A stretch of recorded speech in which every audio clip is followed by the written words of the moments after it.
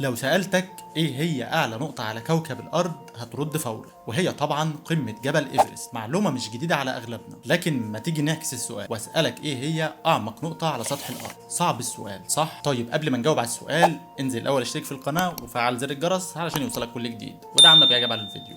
ويلا بينا نجاوب على سؤالنا ونبدأ حلقتنا.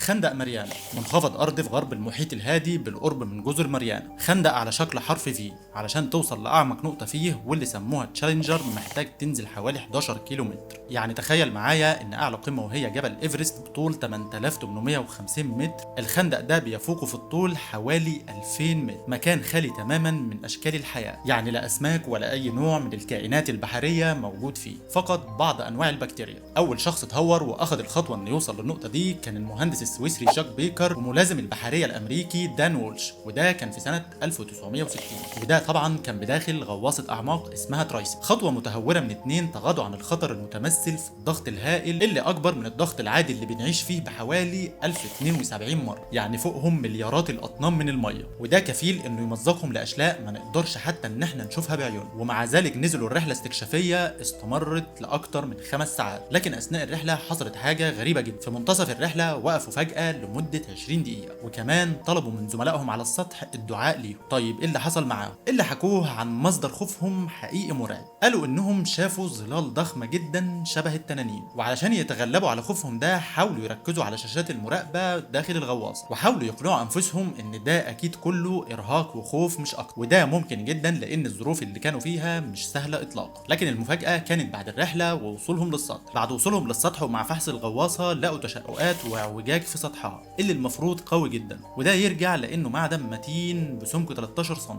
ده غير ان في اجزاء انقسمت لنصين منها. طيب ايه اللي تعرضت ليه الغواصه تحت الميه علشان توصل للحاله دي؟ الحقيقه ان المسؤولين ما افصحوش عن الاجابه، ولمده 36 سنه فضل الموضوع طي الكتمان، وفضل يشغل ناس كتير جدا لحد ما جت سنه 1996 لما نشرت مجله نيويورك تايمز عن الرحله دي وقررت تفتح كلام عن الموضوع. وده لعل وعسى البحريه الامريكيه تقول حاجه جديده. جه بعد كده باحثين المان وضحوا قالوا ان ممكن جدا يكون بالفعل موجود كائنات قادره تعيش على العمق ده على الرغم من كم الظروف الغير مناسبه، وقاموا بتنزيل غواصه تانية للعمق ده علشان يشوفوا ده بنفسهم. واللي لقوه على شاشاتهم كان صادم جدا، وده لانهم قالوا انهم شافوا كائنات ضخمه زي اللي بيتحكي عنها في الاساطير، كائنات البشرية ما تعرفش عنها حاجة. وهنا نقدر نقول ان جاك ودان بالفعل كان قدامهم خطر كبير جدا في رحلتهم الاولى، وما كانتش تهيؤات من شدة الارهاق او الظروف ولا حاجة. ومش بس هم اللي طلع كلامهم صح، لان سنة 1919 طلع صياد روسي وقال انه شاف في البحر وحش غريب، وحسب وصفه فطوله حوالي 300 متر وفكه بيوصل ل 20 متر، واسنان طول السنة الواحدة متر كامل. التفسير اللي قاله العلماء وقتها ان اكيد اللي شافه الصياد ميجالدون،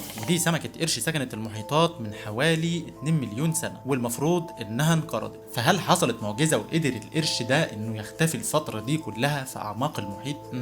والله ممكن. مع دراسة اعماق خندق ماريانا اتحطمت كل مبادئ علوم الاحياء اللي قالت ان الكائنات وحيدة الخلية ما نقدرش نشوفها بس الا تحت الميكروسكوب، وما نقدرش نشوفها ابدا بالعين المجردة. لكن المفاجأة ان الكائنات دي موجودة في اعماق المحيطات. حجم الكائنات دي بيوصل 10 سم، يعني نقدر نشوفها بعيوننا عادي. ده غير الديدان اللي بيوصل طولها من متر ل5 امتار. لو ركزت في الصور اللي اخدوها العلماء للكائنات دي هتلاقي غرابة ما يستوعبهاش عقلك الضعيف قدام قدرة ربنا. والحكاية لسه مكملة وما وقفتش عند هنا. لغز تاني موجود في الماريانا، وهو جسور حجرية بيوصل طولها ل 69 كيلومتر، واللي في الغالب من تصميم البشر. هل ده دليل على ان مدينة اطلانتس واللي وفقا للاساطير اختفت في اعماق المية تكون هي دي؟ كده اتفقنا ان وارد جدا يكون في حياة في اعماق المحيطات. والعلماء والباحثين اكدوا وثقوا ده بالصور اللي اخدوها للكائنات وحيدة الخلية اللي بتعيش في الاعماق دي، واللي تحديدا في الماريانا. لكن ايه بقى الكلام عن الكائنات الضخمة والاسطورية والوحوش اللي حكى عنها الغواصين؟ الحقيقة ان اخر كلام اتقال عن الموضوع ده ان كل الكلام اللي بيتقال عن الكائنات الضخمة دي خرافات، وده على لسان جيمس كاميرون.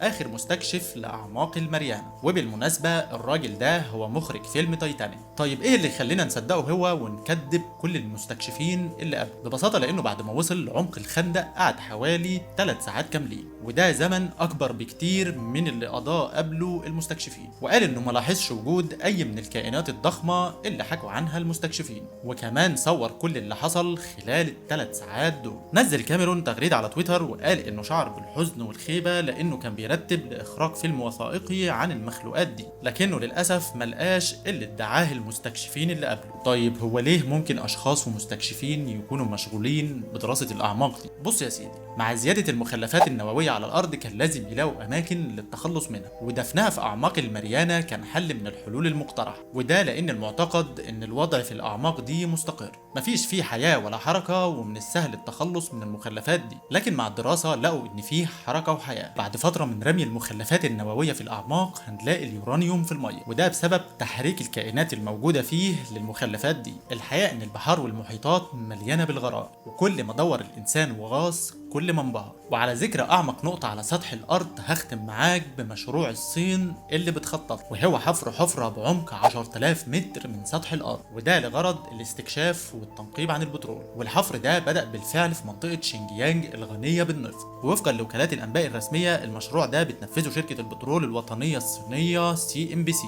وقالوا انهم خلال المشروع ده هيقطعوا حوالي 10 طبقات من الارض، ومش بس علشان البترول ولكن برضو علشان يعرفوا اكتر عن تكوين القشرة الارضية وطبقات. ومن المتوقع ان الحفر ده ياخد منهم حوالي 457 يوم، يعني حوالي 15 شهر. ولو ما تعرفش يا صديقي فده مش اعمق حفرة على كوكب الارض، لان الاتحاد السوفيتي حفر حفرة بعمق 12200 متر في الثمانينيات، واللي سميت ببئر كولا العميق، واللي كان طبعا بغرض السباق مع الولايات المتحدة في استكشاف الأرض والفضاء. وبكده يا صديقي انت تقدر تجاوب على سؤال أعمق نقطة موجودة على كوكب الأرض برا وبحرا.